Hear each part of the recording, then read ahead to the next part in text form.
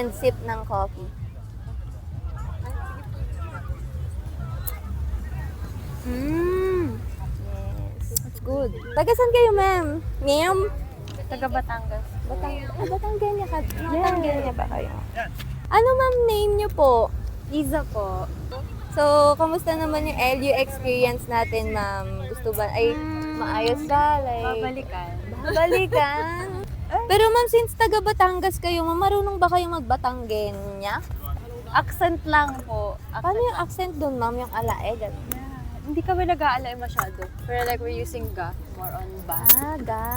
Ganon. Ga. Talaga Bakit ga? ga? Talaga? Bakit ga? Ganon. Ay, ang cute, ma'am, pag ikaw nagsasabi. Isa pa nga, talaga.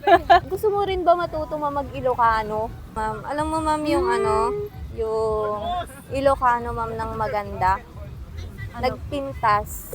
Nagpintas. Yes, nagpintas, ma'am, maganda. Nagpintas. Paano niyo sasabihin yan ate? Nagpintas. Nagpintas ka. Parang, Nagpintas. ikaw, ma'am, pag sasabihin mo sa sarili mo, maganda ako, nagpintasak. Nagpintasa. Opo, nagpintasak. Ganun. Nagpintasa. Oo. Charing. Nagpintas ni ma'am niya. Tapos kayo ma'am, di ba ga?